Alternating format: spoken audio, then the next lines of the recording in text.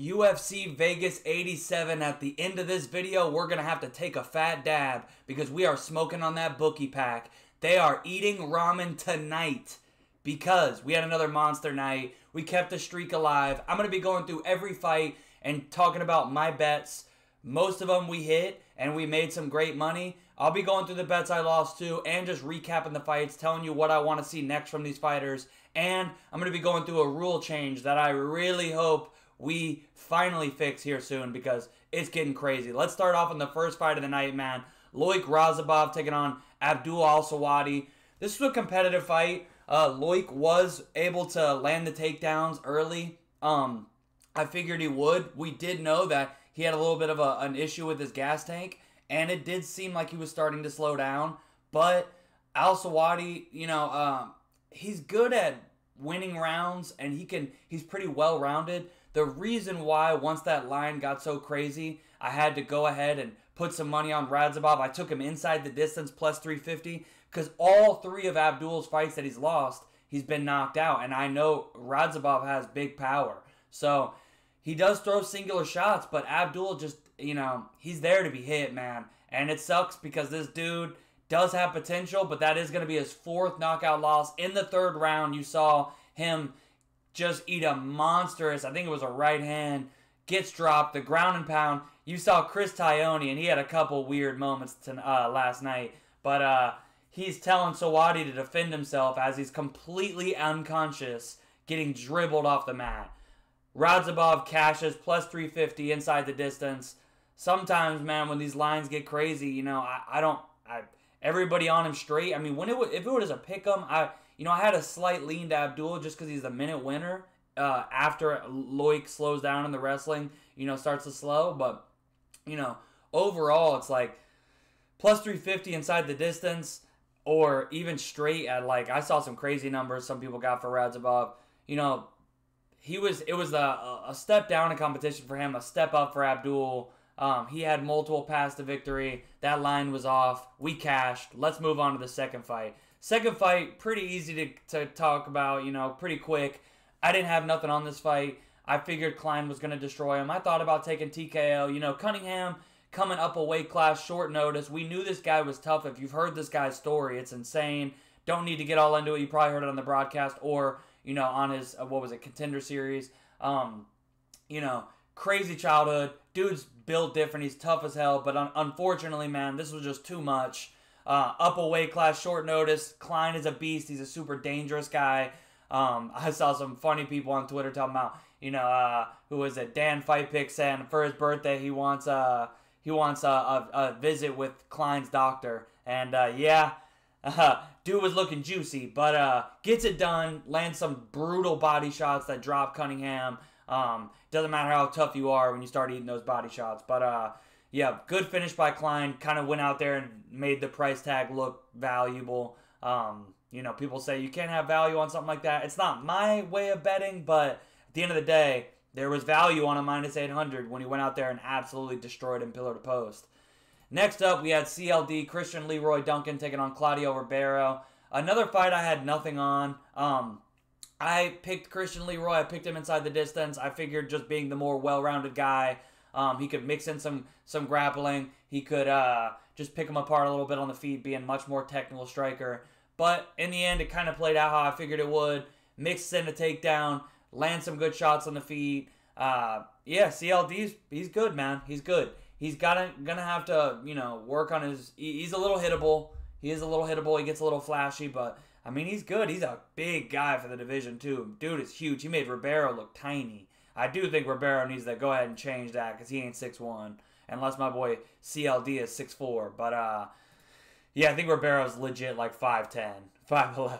But man, 5'10", 5'9", 5'10", bro. He was CLD had about 4 or 5 inches on him.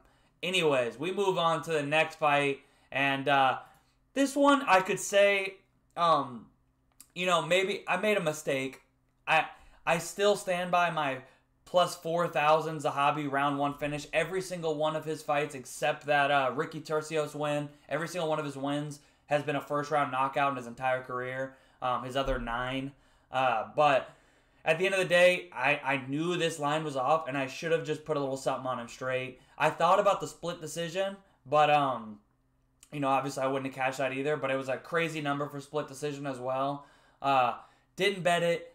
I thought about the decision, thought about just laying something money line. Typically, y'all know me, if I take a big underdog, I like to take the crazy, the plus 4,000 KO1 in this scenario. That's something I like to do here and there. But I also typically would play the money line. It's very unlike me to not at least put something on the money line when I think an underdog has, very good value like I thought Zahabi did. I just really thought, the knockout round 1 was his move, but in the end, he wins the decision, rightful decision. Wins 2 and 3, just landed the better shots.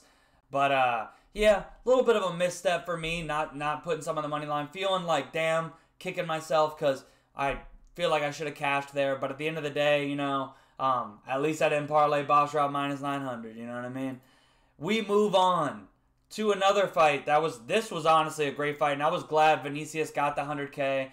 Honestly, even as somebody who made money on the fight and bet Oliveira, his opponent, I felt a little bad for Sopai. I've heard decent commentators saying both, but dude steps up a weight. I mean, honestly, maybe not steps up a weight class. He does fight at bantamweight, but I don't think this guy's a bantamweight, man. He's small. I don't even know if he's 5'6". This guy's like 5'5". Oliveira's like just the much bigger guy, and Sopai started strong, man. He made me a little worried in that first round, but grappling the bigger guy, especially on short notice. Now, I know it wasn't complete short notice. He was preparing for a fight that was supposed to happen next week, but I feel a little bad for the guy, man. He fought a super dangerous guy who was a lot bigger than him on short notice, and he gets absolutely starched, man. That first round, he looked good, but I think grappling the bigger guy and UFC debut, you got the jitters. I think it took a little bit of a dump on his cardio, and man, in that second round, he slowed down. Vinicius was landing crazy shots. Vinicius, man, this dude is a people pleaser, man. He's an entertainer. Dude's like taunting. He's doing a bunch of crazy, just like dancing in there, but not dance. It pisses me off when you pull what's that dude's name that barely eked out a decision over Arlovsky. Oh my god, it's killing me right now. It's gonna bother me later, but dude just shimmying in front of him and then proceeding to do nothing. At least when Oliveira taunts you, he's coming forward trying to take your head off. He would punch himself out of position and then just spin kick his way back to his stance. Like, this dude is a psycho. He's gonna get knocked out eventually. I mean, he's been knocked out before, but I'm saying in the UFC. But until then, man, he's gonna give us some fun fights. In that second round, he took over. In the third round, he had Sopai just completely done. Some people were saying, like, oh, he didn't have to do that. It's like, bro, it's at the end of the day, we know what these refs are like. You don't want to take a chance. And also, like, protect yourself at all times. It is what it is. Sopai was so tired.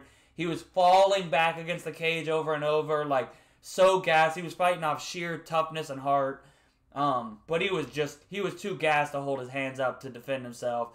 And then, he eats a couple shots, backs up to the cage, and he thinks he had a second to reset, and he did not. Vinicius, with like 20 seconds left, lands a disgusting flying knee. I hope Sopai takes a long time off. It sucks because he's only 23, but it's like, dude, you got so much time.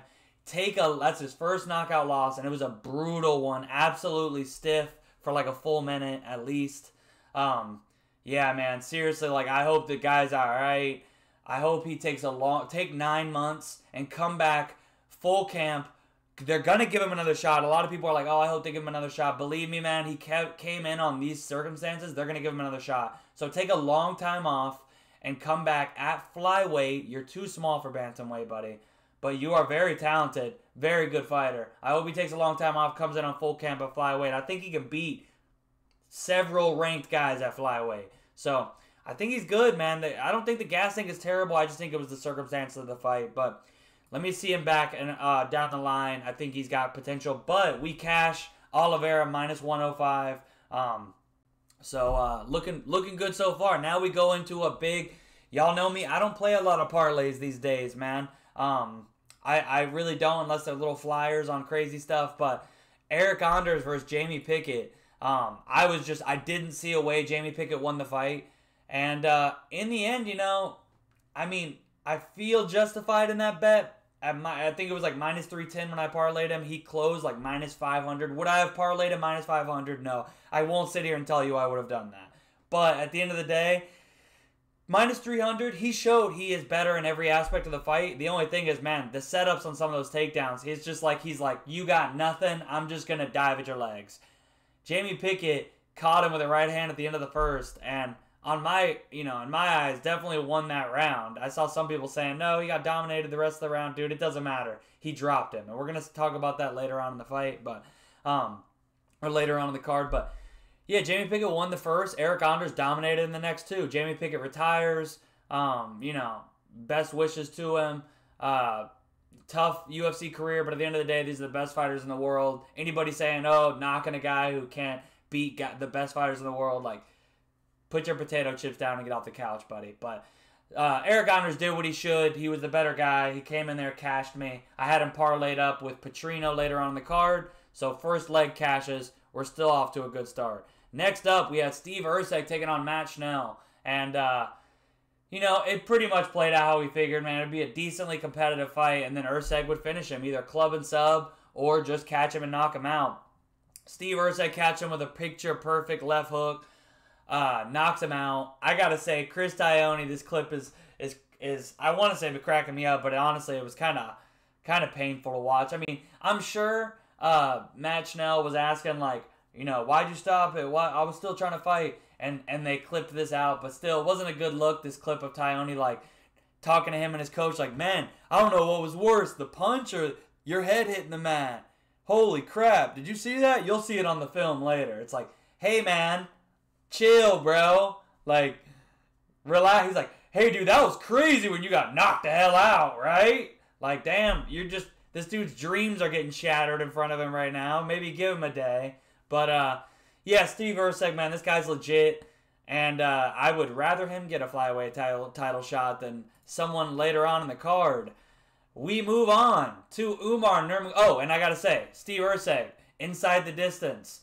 Minus 125. Do I typically play props that are minus money? No, I do not. But it cashed. So we're very confident in that. He gets it done. Next up, Umar Nurmagomedov taking on Begzat Almakhan. Pretty easy to break this one down, man. In the first round, Begzat drops him, and to Umar's own words, he was asleep for a second. Wakes up, proceeds to dominate Begzat for the next 2 rounds. Some people still gave the first to Umar. I can't give a guy a round when he admittedly got knocked unconscious. But I actually like Umar, man. People think when I say that maybe we need to slow down and maybe this guy isn't the second coming of Khabib.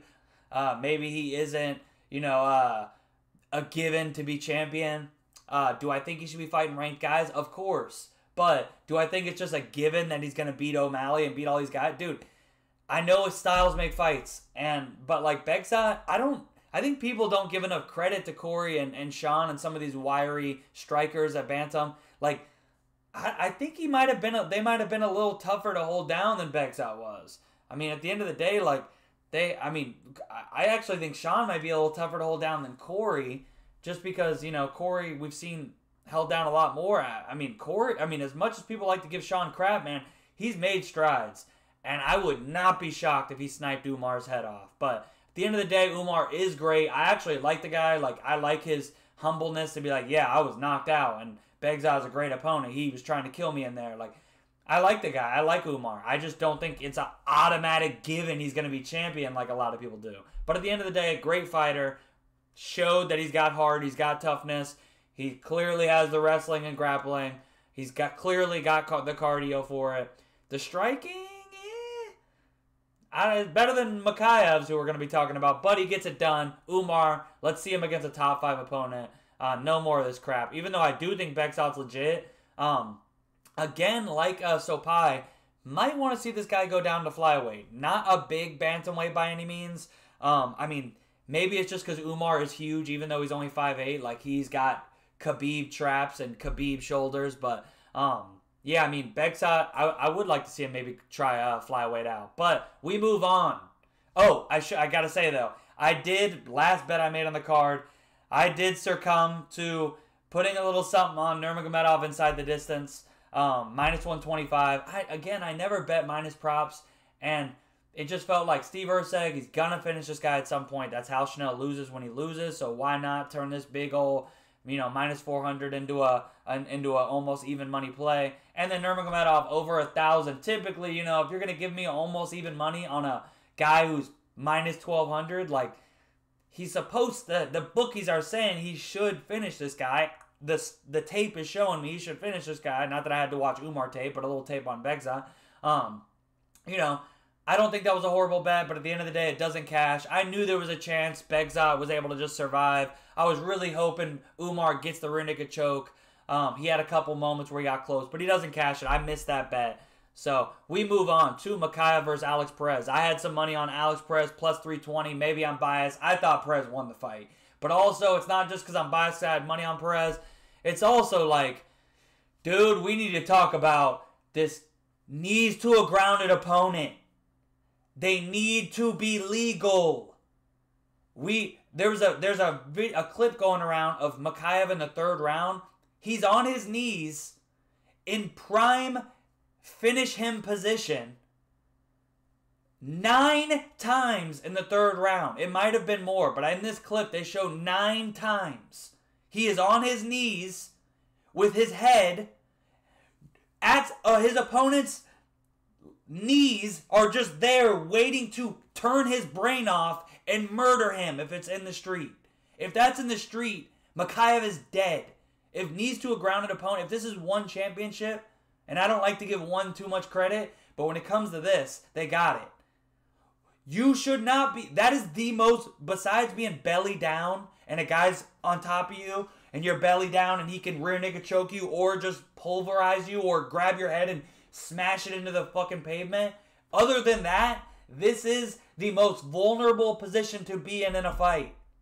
And I'm not going to lie, when I'm in the gym and I'm tired, I'm guilty of doing this. But it's because I'm wrestling and doing jiu-jitsu. In MMA, you cannot do this. You should not be able to do this. He's taking advantage of the rule to the extreme. And if y'all are going to be mad at Aljo for doing that, be mad at Makhachev. He spent half the fight. How can you give him a round when he didn't do anything damage-wise to Alex Perez, and he spent half the round, if not more, on his knees like, I'm going to hold your waist and just sit on my knees with a hand down.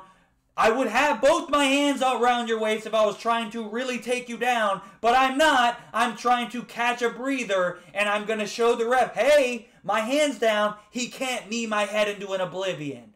Alex Perez won the fight. Now, did Alex Perez make some bonehead decisions, like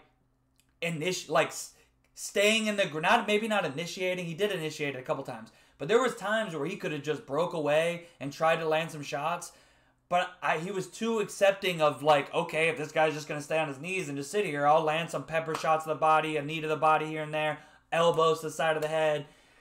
Those are okay, but at the end of the day, it's like, this guy is gassed out. He has nothing for you on the feet. Makhachev's striking is abysmal. There's nothing there. He landed a good flying knee to Cody Durden. Cool. Other than that, he's got nothing on the feet. Nothing. Alex Perez made some bonehead decisions. He still won the fight. We got robbed there. Plus 320. It is what it is. I don't want to hear it. You cannot give a close round to a guy who spent 70% of the round on his knees begging for a break. Next fight. We move on. Vitor Petrino versus Tyson Pedro. I'm going to keep this pretty simple, man. Petrino, the first round was close. We knew Pedro was going to be live in the first round, but Petrino was able to start mixing in the takedowns. In the third round, he showed he's going to do what needs to be done to win the fight. He's undefeated. He's 26? He's got plenty of time to grow, especially at light heavyweight. This dude's a baby for this weight class. And I mean, it was sad to see Pedro retire after the fight. This was a tough matchup, but at the end of the day, Pedro's been matched up pretty soft. It was time for him to get a tough fight. And I mean, this was a close fight. It's not like Pedro got destroyed, but he was, clearly beaten. I'm looking forward to seeing Petrino. I hope they don't match him up too much too soon, man. Honestly, he's still green.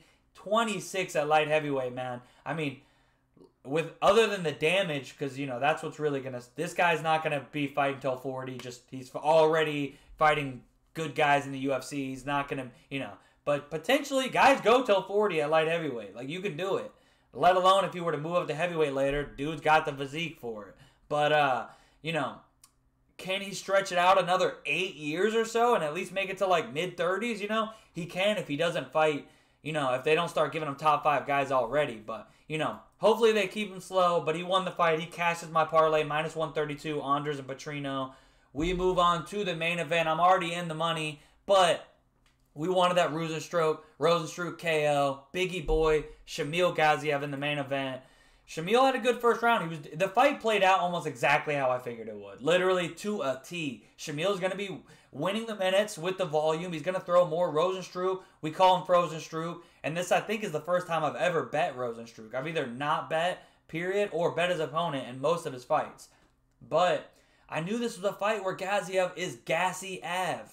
This dude slows down in every fight, even the ones he wins. And I know he's undefeated, but you got to stop looking at the record so much and look at who they're fighting. Gaziev's beating bums, and Rosenstruck is only really losing to the best of the division. And when he's getting out grappled or finished on the ground, it's against Jailton Almeida.